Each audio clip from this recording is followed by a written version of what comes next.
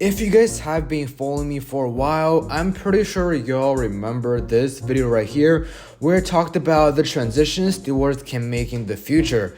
From the core of Steph Curry, Klay Thompson, Andrew Wiggins and Draymond Green to Jordan Poole, Moses Moody, Jonathan Kuminga, and James Wiseman. While Jordan Poole is developing to one of the most lethal weapons in the league, James Wiseman became the complete opposite despite being the number 2 overall pick. Right before the trade deadline ends, the Golden State Warriors send out James Wiseman to acquire Gary Payton II and 2 second-round picks, meaning the Wiseman part of this youth plan officially failed. But then this makes me question, as the Warriors lost patience for James Wiseman, should and will the team trade Jonathan Kuminga and Moses Moody or even the rookie Patrick Baldwin Jr. this offseason? In today's video, we'll be breaking down this so-called youth plan for Golden State and see if it makes sense for them to send out Jonathan Kuminga, Moses Moody, or even Patrick Baldwin for some more depth behind their core. So with that being said, let's roll the intro.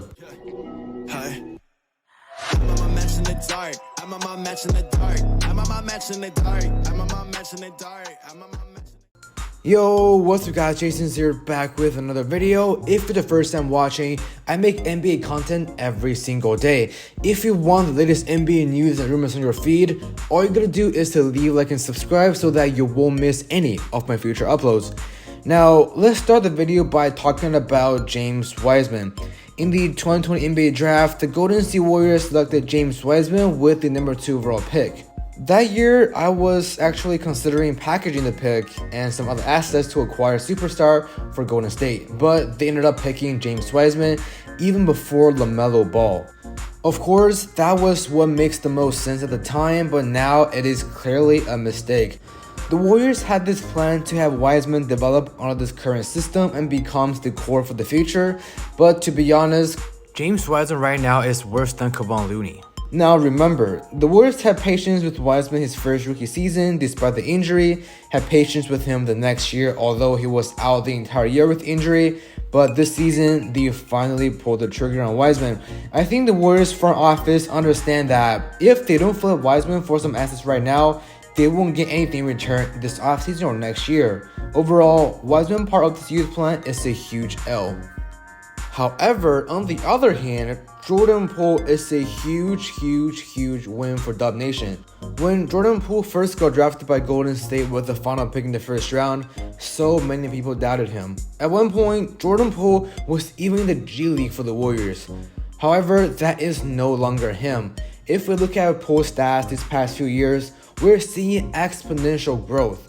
This year, Poole is averaging about 21 points, 2.8 rebounds, and 4.5 assists per game. Looking at this projection rate, Jordan Poole is only going to get better within the next few seasons.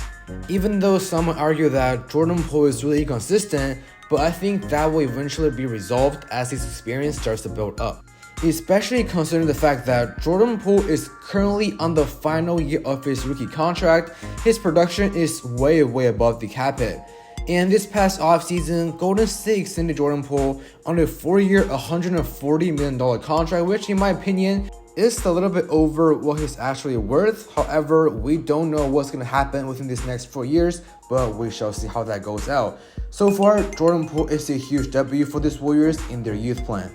With that being said, let's move on to the 2 key pieces of this youth plan, Jonathan Kuminga and Moses Moody. To be completely honest, as a Warriors fan, I was once again thinking packaging these 2 lottery picks and some other assets to acquire another star to help out the core, but instead, the Warriors picked up Kuminga and Moody in the 2021 NBA draft. Starting with Jonathan Kuminga, who the Warriors picked up with the 7th overall pick. Now, this season, Kuminga is averaging 8.4 points, 3.1 rebounds, and 1.8 assists per game. If we look at what he's been doing these past 2 seasons, numbers look about the same. In terms of defensive rating, Kuminga had a promising 107.8 last year, but the number goes all the way down to 115.8 this season. So far, based on all data we have, Jonathan Kuminga looks like another Kelly Oubre. While all of them are physical freaks, it seems to me that they don't fully understand the core of the Warriors scheme like some of the veterans and core players, and that's a huge issue. The Warriors really don't need physical freaks, but rather players with high basketball IQ that can play hardcore defense and knock down open three-pointers. And so far, Kuminga doesn't fully project that. However, since Kuminga is still in the second year of his rookie deal and is playing a key role in the rotation, I think it makes the most sense for the Warriors to keep Jonathan Kuminga for now. And if you look at these few games recently, when the Warriors actually give Kuminga a solid amount of time, he's producing on a high level.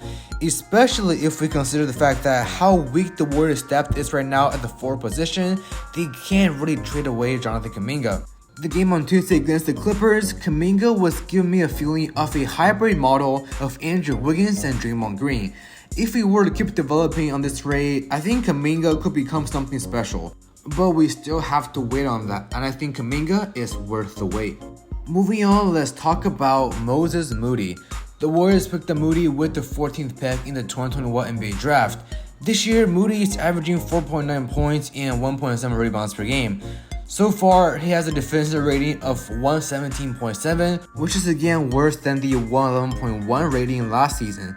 I mean, this certainly isn't what the Warriors are expecting out of a lottery pick. If we look at the Warriors' backcourt depth chart, Moody is fully out of rotation, and most of the time we only get to see him at garbage time. Taking a look at this current Warriors depth chart, Steph Curry, Klay Thompson, Dante DiVincenzo, Ty Jerome, and Jordan Poole takes the most amount of time. But think about this.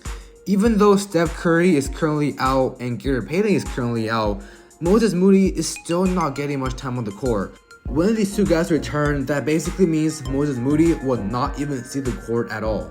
Now, unlike the James Wiseman situation where the Warriors actually have a need to fill at the center position, there isn't that big of a need at their backcourt. With 2 more years left on the rookie contract for Moody, there will definitely be teams out there that are willing to give him a shot. Right now, Moses Moody is not helping the Warriors win the championship in any way, shape, or form, so the team can easily package Moody and a few second-round picks maybe to either get back a first-round pick or even a few veteran pieces that can actually contribute and help the team win games. Lastly, I want to quickly talk about Warriors rookie Patrick Baldwin Jr. This year, despite a small amount of time on the court, Baldwin was averaging 5 points and 1.3 rebounds per game, while shooting about 45% behind the arc. Since he's on the first year of his rookie deal and has a good sign that he can fit into the Warriors system, the team have to keep him, especially considering the fact that he's a small forward that can be a good depth behind Andrew Wiggins. For me, I really liked it when the Warriors picked him up with the first round pick they had last year, and I hope that he can become the next man up in the near future. Alright guys, that's all we got for this video. Let me know your thoughts in the comment section down below. If you enjoyed the content, don't forget to leave a like, subscribe, and follow me on social media with all the links in the description box down below.